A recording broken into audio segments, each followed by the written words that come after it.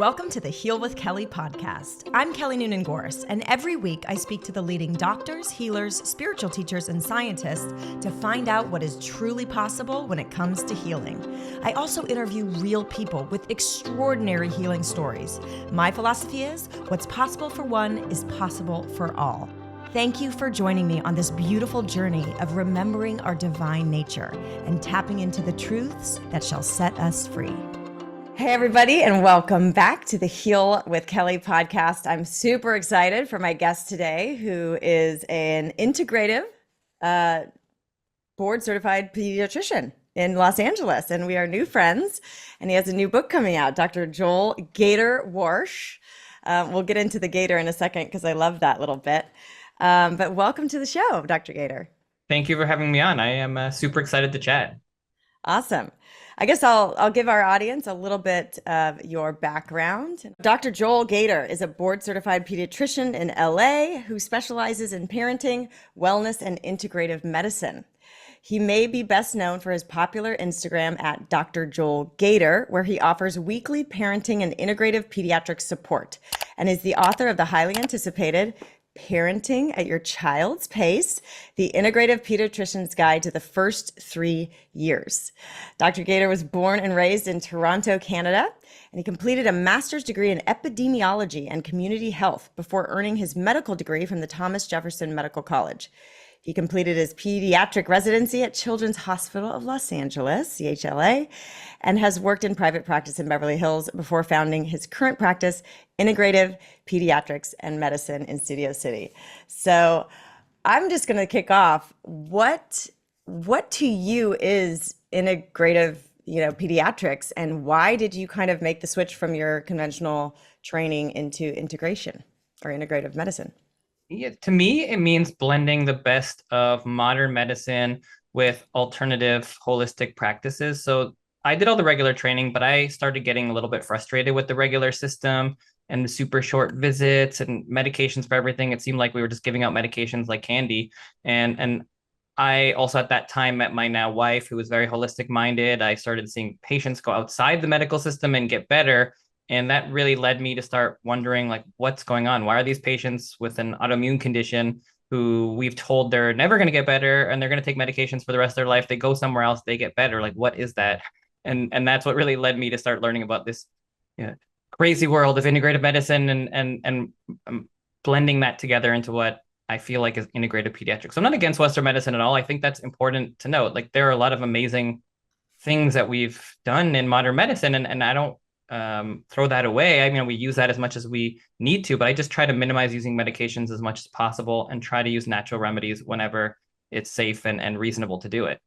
Yeah. I mean, I think I'm definitely more holistic is the wrong word because we should be all taking a holistic approach. In fact, we should know now we have to factor in stress and emotions and the whole picture and recognize this amazing intelligent system we call the human body is a system, and you can't just approach it from one specialized angle, right? So Right. holistic gets a bad rap, but yeah, I want to say that because I agree totally. I mean, there's no reason why there should be such terms, right? I mean, I'm not very woo-woo kind of guy. Like, I'm not living in the middle of the mountains somewhere. I just think that there's no reason that we can't do both. I mean, there should be no modern medicine and alternative medicine, holistic medicine. It should just be whatever's best on the day for you and that child. There should be no competition or division between modern medicine and alternative practice. I mean, whatever works the best with the minimal side effects, why wouldn't we want to do that? Why wouldn't we want to incorporate natural remedies wherever we can? Why aren't we thinking about prevention? Why aren't we talking about diet, exercise, sleep, stress? Like, of course, these things are important. And it seems like we're just not talking about them often in modern medicine these days. It's like, here's your diagnosis, here's your treatment, and that's it. And that is not good enough anymore. I mean, chronic disease rates are skyrocketing, and that's really frustrating as a parent, but certainly as a doctor. I think that we need to be talking about this more and really focusing back on prevention as well to get ahead of what's going on.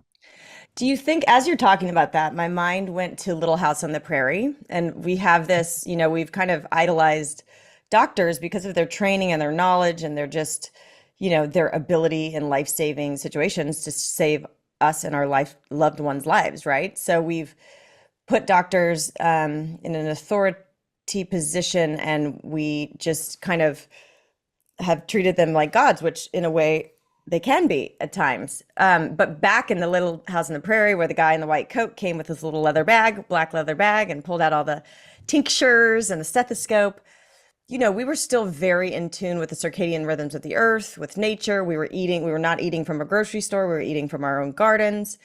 So, I guess the medical profession in the modern world has taught how to recognize and cure disease. It hasn't really trained doctors in how to be healthy, because we've kind of like, slow boil lobsters in the hot water. We're not aware that like we're going so far away from nature with our processed foods and the chemicals in our environment and this unsustainable pace of life that we have, and then all these invisible harms like with technology and EMF and all of those fun things that we have no idea is doing to us. So as you're saying that, it makes so much sense. And now, so doctors have been trained to look and heal disease, not really support health. And right now with this chronic health epidemic, in children as well, which is frightening, we need to learn how to be healthy again. So the medical, like our training of medical doctors needs to evolve to catch up with the modern world. And unfortunately, little known fact, or perhaps more known these days, but medical education is now kind of funded by a lot of, and research, scientific research is funded by pharmaceutical companies. So they are motivated to get doctors to learn about disease and solve them with their products. Is that correct?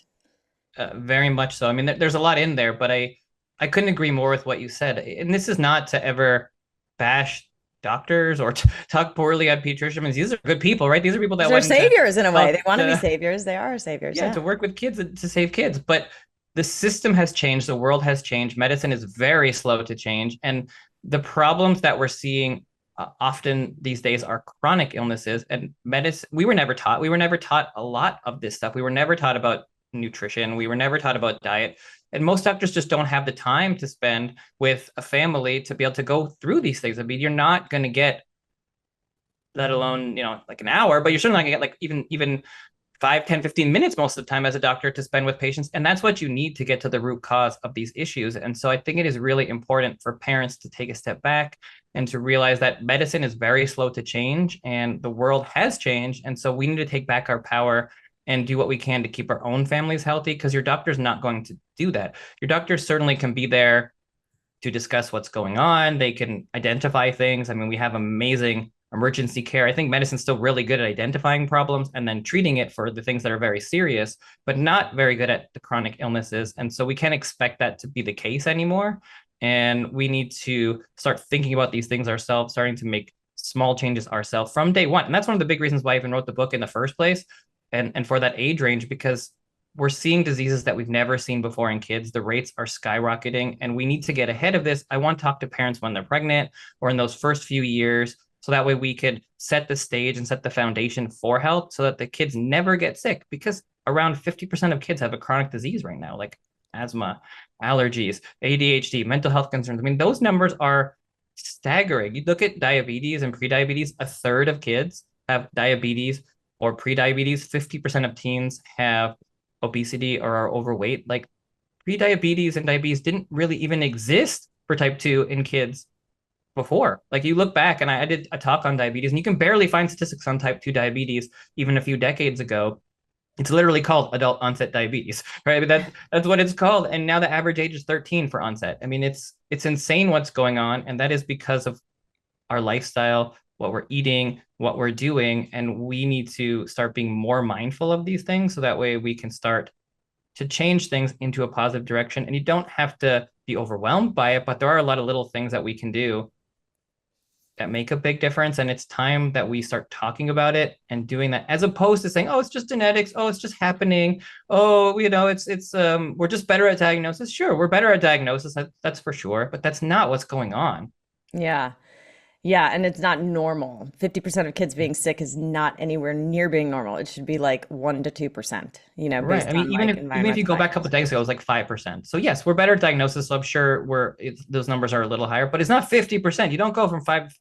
You talk about autism. You don't go from one in several, 100,000, one in 25,000, and then one in 200, maybe 20 years ago. And then now it's like one in 36 in California, one in 22. Like you don't go from one in 25,000 to one in 22 over a couple of decades and say that's just better diagnosis. That's ridiculous. Like that's Yeah. not what's going on. Yes, we are absolutely better at diagnosis. So that's a part of it. That's a great thing. But like we have to get real with what's going on if we want to see changes. And if we just say it's a better diagnosis, then we're just kind of saying, oh, there's nothing we can do. And there's so much that we can do. I mean, there have been even recent studies. There was a recent study that I was a part of, the organization Documenting Hope, where they were looking at 2 kids that were 20 months old that had the diagnosis of autism, severe autism with significant symptoms. And over a couple of years, they worked with functional practitioners, they changed up their diet, changed up their lifestyle, and they basically got their diagnosis to go away, like over just a couple of years, just by changing up their lifestyle. And it's so important to realize that can be done. Not always, of Mhm. course, there are genetic components that make a big difference, but we have a big say here. We can do a lot, and we need to take our power back. Amen, brother. Amen.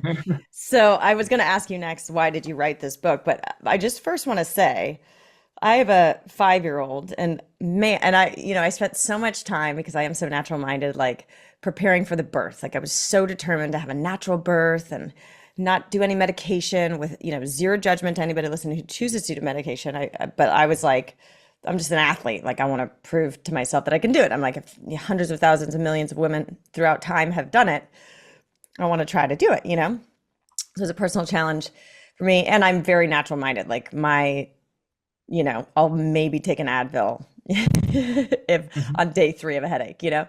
Um, but but I recognize that Western medicine and interventions for acute illness and infection, like of course I'm going to take the antibiotic if I need to.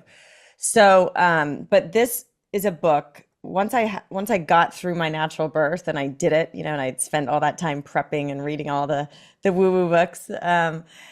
About like orgasmic, like all these things to try to get me to stay in it. I took my child home and I was like, oh God, I didn't read any like early parenting. Like, what do I do now? So, and then you just don't have the capacity to read at that point. You're so in Mhm. this days between worlds and you're healing and you're overwhelmed. And so all of that to say, this book is so valuable and I'm so grateful you wrote it. It is Parenting at Your Child's Pace, the Integrative Pediatrician's Guide to the First three years. But you walk us through, like everybody needs this guide. It's so, you just touch on all the necessary things to touch on to educate the mother and the father, the mother and the mother and the father, whatever that is, to be prepared and know what to do and not overreact or worry. You just kind of abate, and you're very funny too in your writing style. So I appreciate that.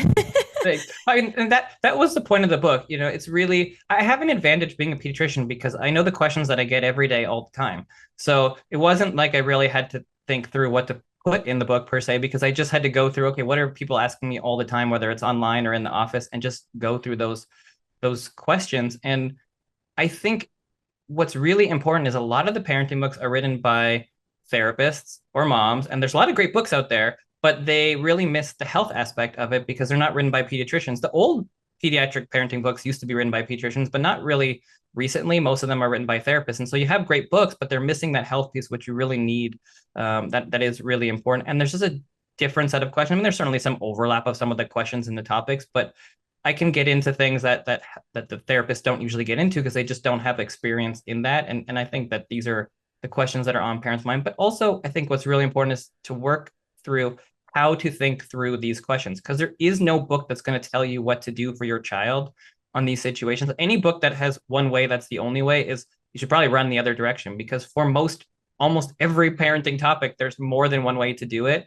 And that is really what's important, is how to think through, how to take in the information, synthesize it, and figure out what's best for you. Just because there's a guideline from the American Academy of Pediatrics doesn't mean that's going to be the best thing for you to do. It's good to know about that because it may very well be the right thing for you to do, but not always. And when you have these decisions to make as they come up, we need to know how to minimize our stress and kind of work through the information that's out there. And it can be really hard to be a parent these days because there is so much information. In some ways, it was much easier to be a parent, I would think, 50 years ago, because you want to start feeding your baby. You're like, Grandma, what did you do? Oh, we started you did rice cereal and you did at 6 months. Okay, I'm going to do that too. There was no internet personality telling you, oh no, you better not start with rice cereal. That's going to harm your baby. They get opposite opinions and you get really frustrated. So it's really important to kind of work through and then trust your gut.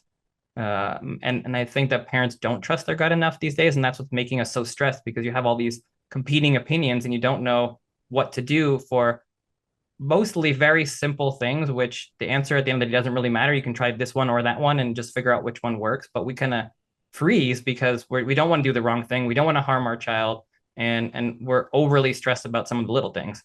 Yeah. And things that don't matter. You make a lot of references. You weave throughout this kind of phenomenon of social media and this kind of filtered and the perfect moments of how romantic it is to have a baby with the perfect neutral tone, baby nursery and all these like, aspirational things that just make us at home with puke on our shoulder and frazzled and sleeping, and we'll just want to cry and scream and throw the bottle across the room, like make us feel really bad about ourselves. So I think it's really important that you touch on that.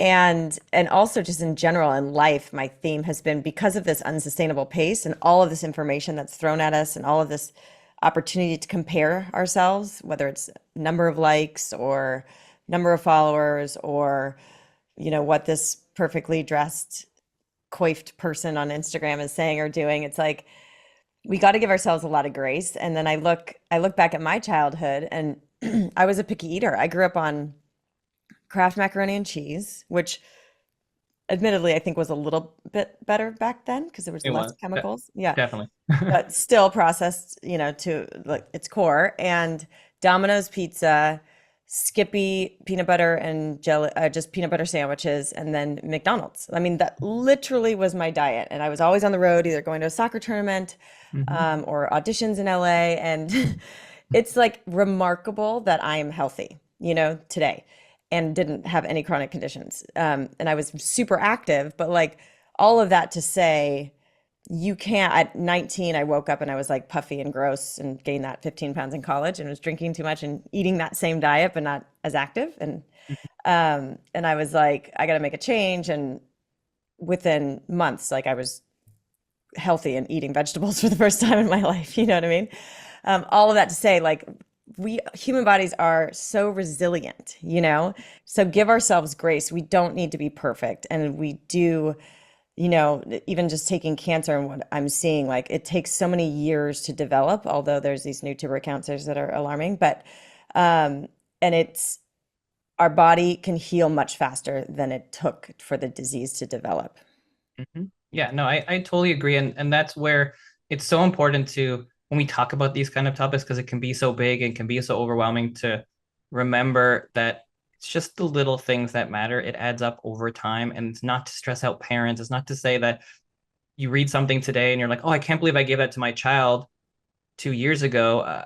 That's so bad for them very quickly. Like, we didn't know, and that's okay. Like, there's a lot of things that we just didn't know. It's same with me. I was Canadian, so I was on the road hockey, not soccer, but whatever it was that I had to do. But I mean, I had fast food. I haven't eaten a lot of fast food really in many, many years, and I wouldn't anymore really eat it. But we still all turned out okay. But we have to keep in mind that, just like you said, number one, a lot of the food that was fast food and processed was not as bad as it is today. The foods are much worse, with a lot worse ingredients. That's number one. And I think also the world is a lot more full of chemicals and toxins than it ever was before. So I think we're already starting off at a worse place for our kids. And so the difference is probably more meaningful now about whether eating healthy versus not eating healthy. I think they just don't have that capacity that maybe we had, where the world was a little bit cleaner and there weren't as many chemicals and toxins. Certainly still some, but I think we're just kind of increasing in terms of where we are, and the numbers don't lie. I mean, they really just don't lie. And now 1 out of 2 kids have a chronic disease, 5%.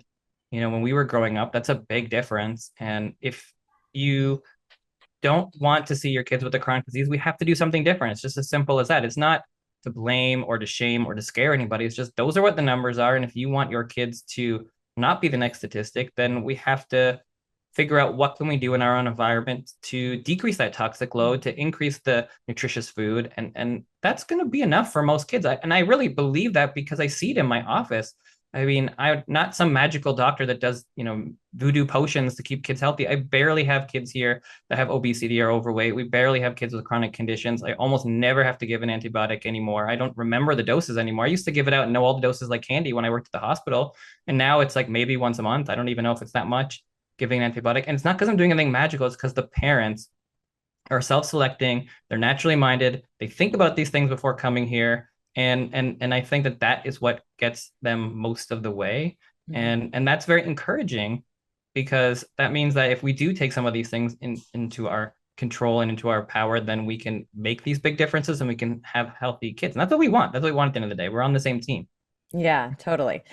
And I think, like you said, it can be so overwhelming, and they're all, our world is so toxic, and that could be fear inducing, stress inducing to think about, and hopelessness. And, I'm looking at all the stuff going on in the world. I'm just like, what is happening? But I always have hope. I'm like just one of those optimists. But I think that there is a simplicity to it too. Like you said, natural minded, and like my little house in the prairie thing that I've never said before, but it's so clear. Like we in the modern world and this world of social media and 24-hour news cycle, like indoors all the time, we've for our comforts and conveniences, we've been disconnected from nature, and if we can just get back into the natural rhythms and cycles and seasons of nature and connect with nature, and a lot of these things will solve itself, so that brings me to your beautiful SEEDS, an acronym. Can you tell us about SEEDS? Yeah. So in the first chapter, one of the big focuses was to get back to the foundations of health. And so I really wanted to start by, we talked about the Dr. Gator smoothie. So I have that in there, and it's kind of a play on when, gurus, air quotes, go to the daytime TV shows and they're like, oh, I have a magical smoothie and put in some carrots and some celery and that'll cure everything. And we know Or now every influencer has an Erewhon smoothie, Yeah. Right, exactly. And I'm not against smoothies, they're great, but there's no magical smoothie that cures everything. What does make a big difference is focusing on the foundations of health. So I start with the seeds of health, the big scoop of the seeds being stress, environment and toxins, exercise, diet, and sleep, and then throwing in getting outside in nature, vitamin D, like you said, like getting back with the rhythms, a happy home. These are the kind of things that actually matter, like love and family and getting outside and eating healthy. Like it's not magical, it's not rocket science, it's basic stuff, but we forget about this all too often these days because, like you said, we're so focused on convenience, cheaper, convenient, and cheaper can be good sometimes, convenient can be good sometimes, but what do you lose for those things? You lose quality, you lose health. These companies are not focused on your health, they're focused on cheaper, getting you to buy it more, and that comes at a cost. And I think that cost is getting too high these days, and so we have to come back into balance. It doesn't mean you can't ever eat a piece of cake again, but it does mean that we need to start thinking about what we're purchasing, what we're bringing to the home, how often we're cooking, and what foods we're eating. And especially, I think if there's one tip that I always give, it's to read food labels. I think there is nothing more beneficial than becoming someone who reads food labels all the time and who becomes a mindful consumer. And so, one step deeper into the reading food labels, what's your general philosophy? I mean, you probably are a little more educated in like what chemicals to avoid, but my general philosophy is like less ingredients is better. Look at what the first three ingredients are. If it's sugar or some like high fructose corn syrup, you want to stay away from it. And then understand like the basic. I think there's like some dirty 12 that we should learn that I forgot. That's on EWG. But tell us your philosophy, maybe to guide us in the food labeling for us that are just venturing down this path of. I usually say to start simple, buy things with words that you actually know what they are. I think that's always a good place to start. There's so many long chemical names, and if it's something you don't even know what it is, it's probably not good for you. So begin with the words that are things that you actually know: apples, pecans, almonds, dates, whatever it is. I think that's a very useful way to start. And then you can kind of move into learning about things a little bit more, like sugar. Obviously get things with minimal sugar or sugar from natural sources like dates or honey. or maple syrup. I think those are pretty simple tips that most people can do. And then you start by just reading labels and comparing them and picking the better one. You don't have to go from chips to broccoli. You can go from chips to chips, but you can look at the two bags. They can be the same price. You can get the one with the better ingredients, and then you've minimized a little bit of what your family is exposed to. And those little things add up. And then over time, hopefully we'll start becoming a little bit more interested in this. And then you start seeing a chemical on there. You're like, I don't know what that is. Then you look it up. Then you're like, wow, I can't believe I was going to put that in my child. And then you start to learn these things over time. And again, it makes a huge difference. People don't realize how much it matters. There's a great study I've talked about a few times from Harvard. It's called the canned soup study. And they take patients so they give them 5 days of canned soup, and then they give them 5 days of homemade soup. And the cans are lined with BPA. And so they were looking at the urine levels of BPA before the 5 days and after the 5 days of homemade soup. And the difference between a can 5 days and homemade was 1,000% BPA in the urine. So I love that study because it's such a simple little, like, okay, 5 days, but one chemical, 1,000% difference in your urine just in those couple of days. What if you're having canned soup every day? What if you're having canned soup over the next 10 years? Like, that adds up, and that's one chemical.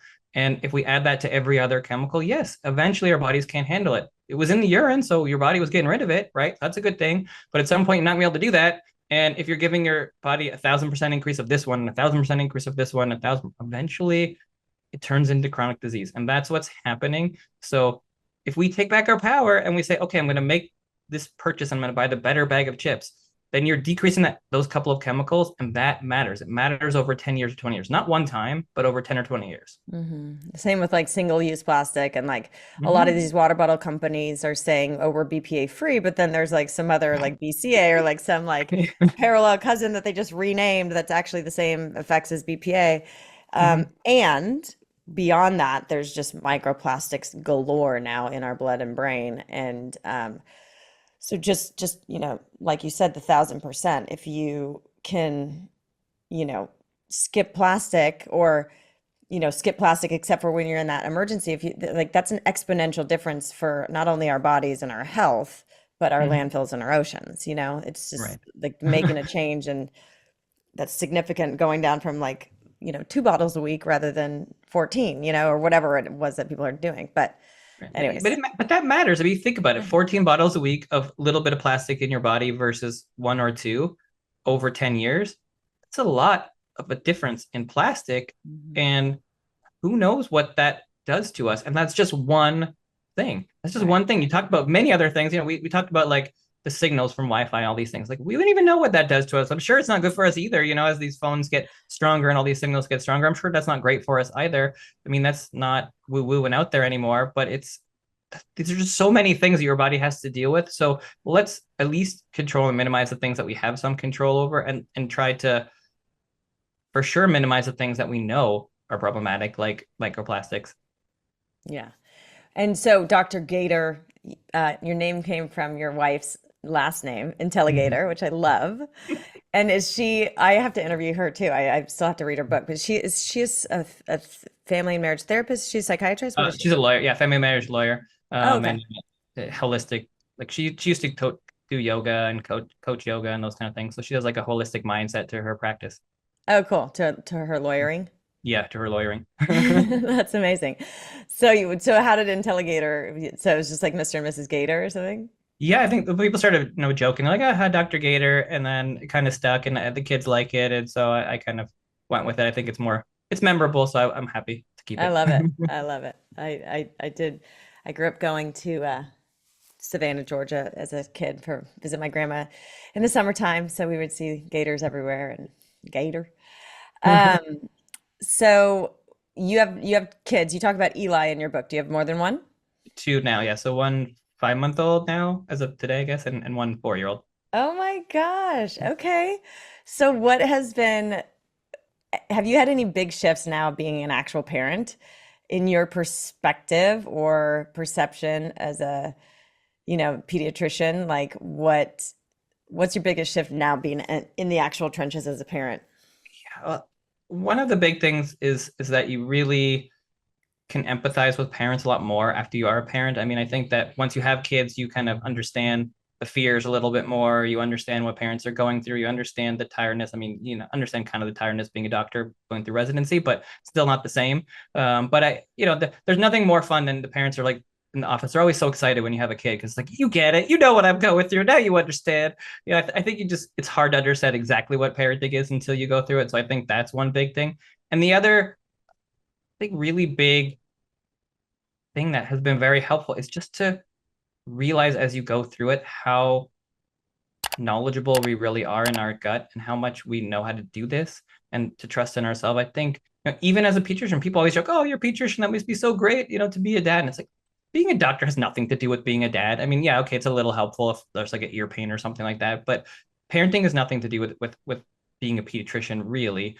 And you learn as you go and you figure out as you go. And everybody's nervous when they're first gonna have a child. They don't feel like they can do it, including me. And the more that you go through it, the more that you gain the confidence. And again, one of the other reasons I really wanted to write the book was to help parents to get that confidence from day one. You're still going to be nervous no matter what. You're going to feel like, oh, I don't know what I'm doing. And that's fine. But if you can kind of step back, have an idea of what might be coming and have an understanding that we all figured out as we go and we actually can do it. Like we definitely can. It's within us. And it's been within us forever. Like this is a part of, being a parent is innate to being a human. And I think that we don't trust in our gut anymore and we don't feel like we can do it, even though we can. And we definitely can. And I think that has been really helpful as going through and being a parent and working your way through and seeing how, yeah, it's not so bad. Yeah. You figure it out. Totally. And are you so much, I mean, and then as a second child, just because I have one and it's so overwhelming, the first one, that I'm like, I have to have a second one just to, like, I feel like you're just so much more relaxed with number two, Mhm. maybe, I don't know. You and most parents and me included are much more relaxed the second time around because you've been through it, you've seen things, you have a frame of reference. It's really funny, I feel like, because when you have your first child, you're like so exhausted and so like, oh my God, this is so much and I can't do it. And then when you have the second child, like, oh my God, I wish I just had one. That was so easy. What was I thinking? And it's like it's nice. It's easier, I think, to be a parent of the second child because you have a much better frame of reference, but you still have to deal with the first one. So Yeah, you so don't that's get a to just different exhaustion. rest there. Like the older one wants to play and they still need your attention, and you can't just sit down whenever you want to, like you could with the first one. So there's good and bad with both. Got it. Yeah, yeah, yeah, challenges and stuff. So we had a conversation when I met you about autism and how, and you touched on it in this interview, where people have been reversing, um, and that seems, we've been kind of taught that's like irreversible, and I met and interviewed for Heal, and he didn't end up making the film just because of pure volume. I couldn't have done it, but she wrote a book, Healing Without Hurting, and it was a woman, Jen Kozak's, experiencing really reversing her son's diagnosis that was very severe at the time, and I met him, and it was mostly through diet and lifestyle, So talk to me about what you're seeing in your practice, or what you've, just to give people hope or guidance, and like so much more is possible than we've kind of been told. Yeah, well, it is really frustrating to me, the conversation these days around autism, because if you start talking about healing it or treating it or working on it, then a lot of people get mad at you because they say, well, it's neurodivergence, it's normal, this is something that's always been here. And for some kids, I mean, there are kids that have the diagnosis of autism that are extraordinarily intelligent, much more so than the average child. So there's a wide range of what we call autism, but it is really hard because autism is just kind of a diagnosis of things that you see. If you go to a practitioner, they run down a list and then they're looking for these things. There's no special tests that you can do, like, oh, I have strep throat, I have that. It's just a diagnosis. And I think autism is many things. And I think that we label a lot of things under the same umbrella, but like most conditions, there are different reasons for why we get it. Some can be totally genetic, and I think that's absolutely reasonable. And no matter what you do, you're still going to have that condition. Like, let's say you have cystic fibrosis, you can do whatever you want, but they're still going to have cystic fibrosis at the end of the day. You can support them. But when it comes to diabetes, right, it's the really, I think, best example to me. We have two kinds of diabetes, right? Type 1 and type 2. And when we talk about type 2, you get this condition, similar appearance to type 1, but if you change up your lifestyle, oftentimes it goes away. And I think that is true of most conditions at this point. I think we have a type 1 and a type 2 of almost every autoimmune condition and autism as well. I think there is and are a lot of children that their lifestyle is what's leading to the condition and the diagnosis. And if we do change that up, then those symptoms will improve. Not always, but I've seen it in my practice. I've seen it in other practices. I've talked to lots of practitioners that have done it. So to say that it isn't possible or can't be done, that's nonsense because I've seen it many times. If you don't want to change up your lifestyle, I think that's totally fine. Everybody can do whatever they want to do. But I think that there are so many kids that are struggling and so many families that are struggling. And when we talk about autism, there's a wide range of what those symptoms are, but there are families that have children that are nonverbal, that are hurting themselves, that have some pretty severe symptoms. And those families are struggling and want to do something about it. Sometimes an adult can get a diagnosis of autism and then they say, oh, well, I wasn't diagnosed. We shouldn't be shaming parents or making them feel like we can do. But yeah, for some families, you can. There's a wide range of what autism is. And at the end of the day, I think it is really important that we do whatever we can for these kids to support them, to support the families, to give them the best possible life, the most functional life, the most healthy, resilient life. And for some, I do believe that we can work and change up a lifestyle, whether it's autism or almost any other chronic condition. And we need to be talking about that and doing that for those kids, for whichever kids and whichever families want to.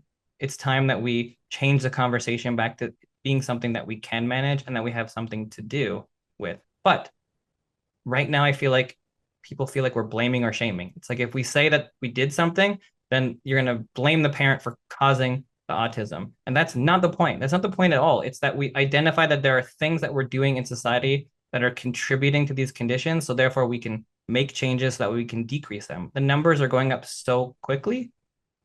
If we don't do anything about that, 1 out of 2 kids are going to have autism, or 1 out of 5 kids are going to have autism. We need to move that back in another direction. And we do that by figuring out what's going on and being open to anything and everything when we explore this and then making those changes for those kids. Mm-hmm. I love that. The type 1 and type 2 of every kind of chronic condition. It's like type 1, maybe it's like a genetic, it's a fully penetrant genetic condition or whatever. And then the type 2 is this lifestyle that, again, is not about blame or shame. We live in a toxic soup. We're doing the best we can. We're dealing with our own generational stuff that gives us blinders to certain things. It's like, but I don't know. I think we should lean into the hope of what's possible and like take where we are now and don't blame ourselves for what we didn't know when we didn't know it, and do the best we can to shift things. I don't know. Right. I mean, just move the ship in a little bit different direction. It's not about blame. It's not about when a doctor can't talk about health conditions, it's ridiculous, right? It's like we need to talk about this. We're working towards moving to a better place, and we have to figure out what's going on so that we can do things differently. We kind of grew up in the world in the way that we did, and we didn't think about these things. Most of us did not. Like we ate fast food and we ate snacks and we did all these things because companies marketed to us, and we just kind of were like, okay, I guess that's just how it is.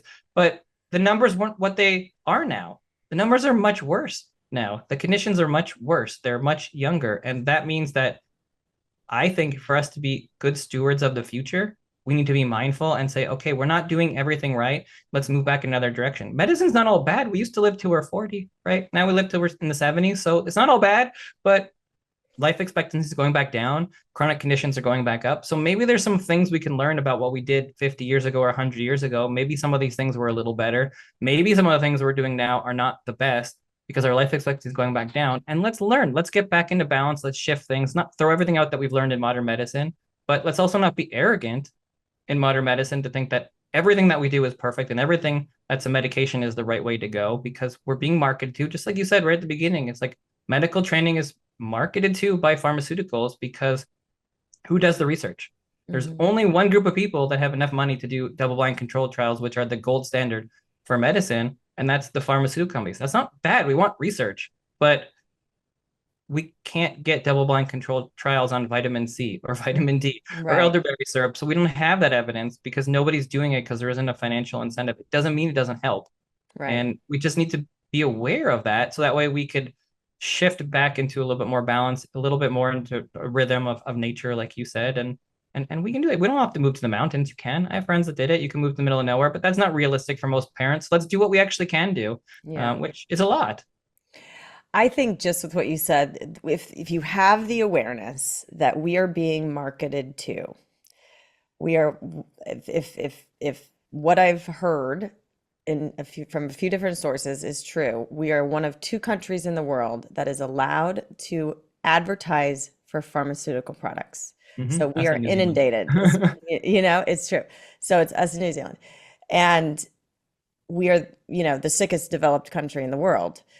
And right? I mean, Mhm. there's a correlation here. So Right. yes, drugs save lives. Yes, there are many drugs out there that have changed the course of history, like antibiotics and others. And, but we have to, if we just understand that it's a business and they're allowed to market to us, we've been under a certain hypnosis that that's the only way. And we need to learn that you take one pill for one condition, it's going to have side effects. These are not side effects, these are actual effects of the drug that are going to throw off the other connected systems in your body, which is all of them. And then you're going to have to take another drug down the river, down the river, down the river, and drug. Great business model for pharmaceutical companies, not so great for our health. Again, not demonizing medication. It's just awareness going, okay, if I need to take a medication, it's going to have consequences, mostly good, hopefully doing what I do. But the ideal is to look at pharmaceuticals as bridges, like life-saving bridges for a moment in time to get you back to some level of normalcy where you can actually make changes in your lifestyle to support this really intelligent system, and then either lower that medication for a long period of time so it has minimal effect on your other systems in your body, or no longer have the need for that. So, and again, I'm hoping, everything, I believe in physics, I believe in quantum physics, equal and opposite reaction. So the ship is sinking, our chronic health, our medical, like we're bankrupting this country, based on everybody's illness. And but there's going to be an equal and opposite rising. And I believe that we are going to have technologies and medications that are going to be more in line with nature. We are going to bring nature back into the equation, and everybody can win. Companies can make money and we could thrive in health. And that's the goal, and that's my hope. So again, not demonizing any one path. I know medication that has changed families' lives, talking about autism, families very close to me that had to put kids on medication just for their own sanity for a period of time while they learn other tools or figure out finances or whatever it is. And so, God bless. But the goal would be for health, true health and healing, that it's a bridge to a more natural, sustainable existence, I think. Yeah, I don't have much to add to that. I couldn't really agree more. I would just say the same thing. I mean, yeah, I mean that's perfectly said. Medicine should be a band-aid. Like that's what it's supposed to be there for. It's antibiotics, I think, are the easiest one to think about. I mean, they should all be thought of that way. It's like if you need it, great. Thankfully we have it. I mean, you have a pneumonia, you would have been dead 50 years ago, potentially, or 100 years ago, and now you are, back to normal life in 2 days. Right? It's lucky that we have some of these things, but it's a bridge. You don't just take an antibiotic just because it has negative effects on your body. There are side effects, and you have to weigh the pros and the cons for anything that you do. Everything has risks and hopefully some benefits. And if you're going to die, well, yeah, it's a pretty good benefit if it's going to save your life, right? And if that affects your gut microbiome, so be it. I mean, you'll go back and you work on that in the future. But do we just take an antibiotic just because your ear hurts? No. I mean, we know the data now. It's very clear if you take an antibiotic, even just one in the first 6 months, that has an increased risk of almost every chronic condition, allergies, eczema, autoimmune conditions. I mean, we know this at this point. Doesn't mean if you gave your child an antibiotic, you should freak out. No, I mean, it's still a very low risk, but it increases your risk, so it does something. There's a reason why we need to be mindful of these things, and that is true of anything. And especially if you're taking a medicine every day. I mean, of course, that's going to have effects on your liver and your kidneys and your body and your blood vessels and everything. Of course it will. And if you need it, okay, then that's when it's the right time to do it. But don't just put your kid on ADHD medication because they're a little bit difficult. Don't just put your child on a reflux medication because they have a little bit of a spit up. Don't just take an antibiotic because their throat hurts a little bit. Like these things have consequences. You use them when you need them. Totally agree. And fevers, I think, are Mhm. another great example. Fevers Sure. are your body is constantly giving us, our bodies are constantly giving us feedback via symptoms, right? So if we have a fever, we don't go, oh my God, the fever is going to kill us. That's the problem. It's like, no, the fever is our body's reaction to try to get a virus or a bacteria or whatever out of our system. It's Mhm. heating up to kill whatever, pathogen is trying to proliferate in our system. Mhm. And so, I love once I learned about it, and I always had a sense of that. I'm just like, let the body do its thing. Of course, there's dangerous levels of fever where we want medication to like balance that process. Or so my philosophy with my pediatrician is he gave me a what to do at every degree, and then when to call the doctor or when to take him in. And I've been generally following that. When my child was 1 to 2 years old, I didn't have that. I had a different pediatrician. I didn't have that scale. So I gave her more Tylenol and Motrin than and it's harder to know then if they're in pain or what's going on because they can't communicate. It's easier now. So um, the general philosophy I use is let the fever do its thing because that's your immune system being healthy. And don't suppress the fever with a medication unless your child's in a lot of discomfort and pain. Mhm. And as we've practiced that over the last couple of years, and she can communicate her pain, I mean, she can get to 104 fever and not be uncomfortable and just let it Mhm. do its thing. And then we do things that like help keep her comfortable or give her warm baths and help the system move it through. Um, but I think her immune system, I haven't been suppressing her immune system, and her immune system is so much more robust than a lot of her peers. I think there's no question about it, and for sure, fevers are one of the biggest questions that I get. Definitely it's in the book, because that's one of the bigger topics. And I agree with everything you said. Again, that's the way that I tell patients to manage things. I think we are so fever phobic for many reasons. I mean, one, because for a newborn, a fever is a big deal. Once the kids get older, it's really not, in general, and it's not something to be treated. Not usually. Your body is doing something on purpose. It's raising the temperature to fight off the infection, and it's also helping mobilize your white blood cells and your immune system to get to where it needs to get to get rid of the pathogen. And suppressing it doesn't help that. It just makes them feel better. So if you need them to feel better, again, like you said, if it's really high, like 105 or something like that, okay, that makes sense. Maybe you bring it down. They can't sleep. That makes sense. But other than that, you really shouldn't use it, I think. I mean, in general, it's just not, we shouldn't use a medication unless we need to. And that way, when you need the medication, it's going to work much better. And you're not going to be affecting and altering the immune system from doing what it's supposed to be doing. And the kids that I have seen that minimize their medication tend to be a lot healthier with a lot fewer minor infections than the ones that using medications all the time. I mean, we all know these kids that they're sick all the time. It's like a circle. Every week or every 2 weeks, they got a new cough or a cold, and they're taking medications all the time. And those are the kids that had 10 antibiotics and all sorts of things. So I think it's just important to go in with this similar philosophy of using it whenever you need to, and that's the philosophy of integrative medicine. But that shouldn't be. That should be just a philosophy of medicine. Just use Yeah. medicine whenever you need it. Last resort, try anything else first, except in a very serious situation. And the very serious situations are very rare. So usually you can get away with a lot of other natural remedies first, and they get better. The body heals 99.9% of the time. Very rarely do you need a medication. And of course, if you're worried, then that's a good time to talk to your doctor and go get checked. But you don't necessarily need a medication just because your child's a little sick. How much more, continued education did you need to switch over to an integrative model? I mean, I don't think it's that much.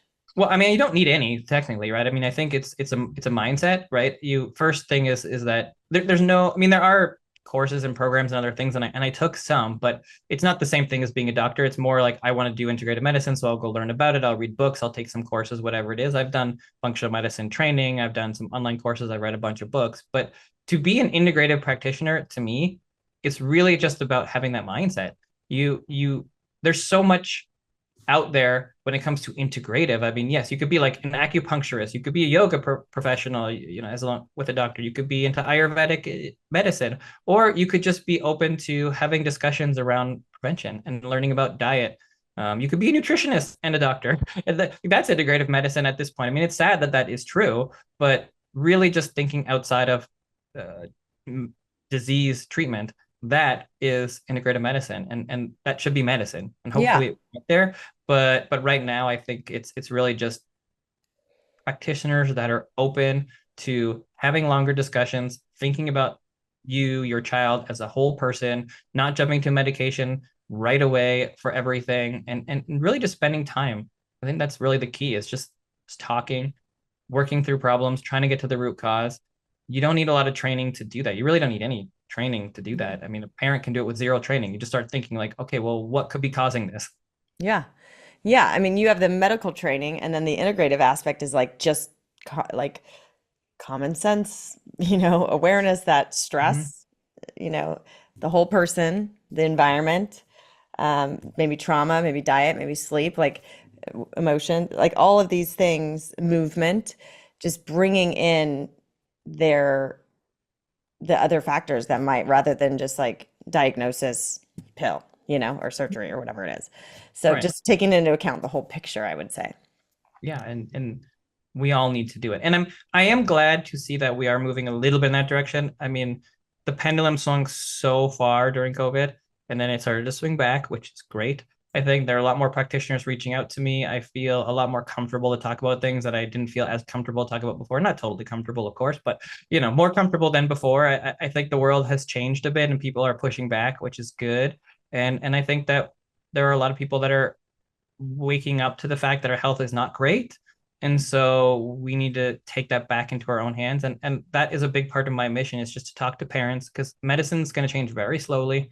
I think it will change, just like you said, over time, but it's very slow to change, and it's very much captured by corporations and pharmaceuticals. And so it's up to us to be mindful for our own families and to make the small changes that make a huge difference. And we can do that. And you can still work with your doctor. That's totally fine. But we also have to understand that they're not going to be there with you at your home. They're not going to be there with you when you're shopping. They're not going to be there with you when you're cooking. They're not going to be there with you when you buy your makeup or your sunscreens or any products you put in your home. That's up to you to get educated. And those, I think, make a much bigger difference than anything that you're going to do in your doctor's office for the most part. Yeah. And yeah, exactly. I love that we're talking about this because, so many doctors are, they're, kind of, for lack of a better, um, they're limited by the system, right? So Mm-hmm. they don't have the time. They've got mountains of paperwork. They're in this insurance system, hospital system, you know, uh, practice that they only have this 10 to 15 minutes to see with patients. And it's gnarly and unsustainable for their own mental health as well, or Mm-hmm. physical health. And so it's like we can't blame the doctors. Again, they came into this altruistically, wanting to help and wanting to save. They're limited by the system that needs to change over time, but it's like, 20 tankers that we've got to turn around at once.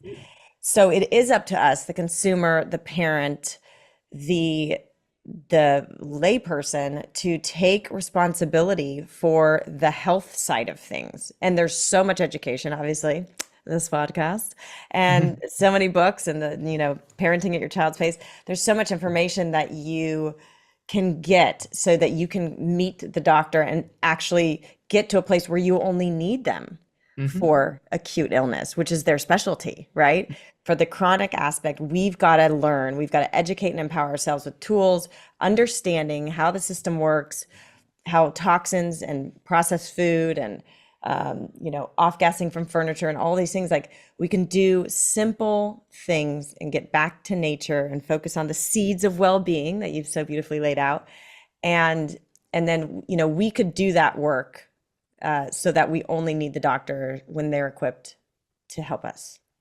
Yeah, I think that's a beautiful model for the future. And if I had my way in the long run, if I could wave a magic wand, I mean, it would be really nice if we switched over to like a dentist type model to me, where because I don't think the doctor, there's not enough doctors, right? So I don't think you're going to be able to be like, all right, well, magically every doctor is going to spend an hour with every patient, and we're going to, like, that's not going to happen. And doctors are really good at diagnosis. They're really good at treatment. They're really good at identifying serious things. We don't want to change that. I think that's a really important part of medicine. We have emergency care, which is quite magical compared to what it used to be. So that should not change. Right. But we also can go to the doctor's office and sit down with a nutritionist for half an hour, or sit down with a mental health practitioner or talk to an exercise coach. Like, it is possible. Like, when you go to a dentist, how long do you see your dentist for? They're not there, they're not doing the work. There's the hygienist that's in there with you for 30 minutes, and then you see your dentist for 3 minutes and they come, okay, your teeth are good, the x-ray looks good, whatever, right? Like, doctors could do that too if the system did support that. And if we do start to prioritize our health and prevention, then if insurance paid for it, or if the system was there to kind of make it reasonable, yeah, you could go for, okay, it's gonna be a little longer, but you could go in for your wellness check. It'd be 2 hours, or an hour and a half, or whatever it's going to be, and you go from person to person, and you see your doctor at the end, and they do your checkup, your physical, but everything else could be discussion. That is possible. It is possible. It could happen. It will take a lot of change, but that is a possibility for the future. But in the short term, you just have to do that yourself. You can set up your own team, and you can set up that your doctor is there for acute care, like you said, and then you use everybody else for all the other stuff. And that, to me, is a winning team, as opposed to, I'm just going to trust my doctor for everything in the 3 minutes that I have with them. There's no way that person could keep you healthy in 3 minutes. They can make sure you don't have cancer, but they're not going to be able to talk to you about your diet and your sleep and your exercise when you have 3 minutes. It's not going to happen. Right. Yep. And just like the seeds of well-being, which you'll learn about in parenting at your child's pace, stress, environment, exercise, diet, and sleep, all the lifestyle stuff, that's like, we need to take those reins and learn. And there's so many resources out there to learn. We need to learn about how to detox our environment and make it as natural and health inducing home life for our kids, work life for us. Stress, we need to learn tools to manage our stress, because our kids are little sponges and just soaking up those programs. And also that affects, obviously, our health. Movement, exercise, pretty obvious at this point, but we need some movement in our life every day. Diet, read the nutrition books, hire the nutrition, there's so many like inexpensive blood labs that you can do through the mail now that can give you the information you need to pick which diet is right for you, and then sleep. So many resources.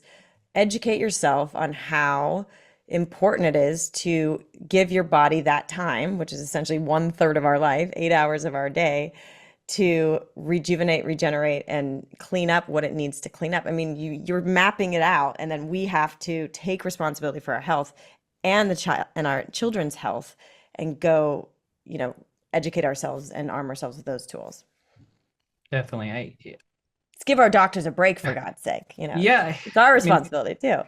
It's our responsibility. It is. We have to take it back. It's our responsibility. It's a team game. I mean, they're on our team. We need their help when we need it. Yeah. And I get that. I mean, I'm there for families when they need it. But even as an integrative doctor, like, there's only so much time I can spend. I get a little more time, but I don't get 3 hours. So it's still up to the family to go purchase the food and to become as educated as they want to be, but not to be overwhelmed. I mean, you mentioned a lot of things, and I mentioned a lot of things in the book, but it's one thing at a time, one difference of purchase, reading the labels a little bit more, just being aware. I mean, if you just think about every time you purchase something about your health, if you're thinking, okay, does this thing have chemicals or problems? Is there anything I need to research on this before I purchase it?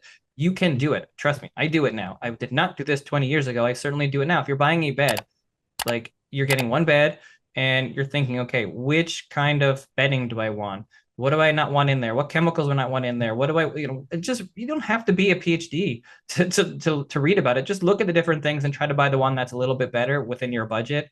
And we can all do that. And we start learning, and then you start to learn over time, and you become more and more educated. And then your kids are educated because you're talking about these things. And that is the goal at the end of the day. It's not to do things to them, it's to teach them as you learn, so that way they take that into their own lives, into the future. And then when they're choosing food, they're making good choices when they understand what affects their body and makes them unhealthy, and they think about these things as they go through their life, so that way the next generation can be healthier. That is really the goal, I think. Amen. Totally agree.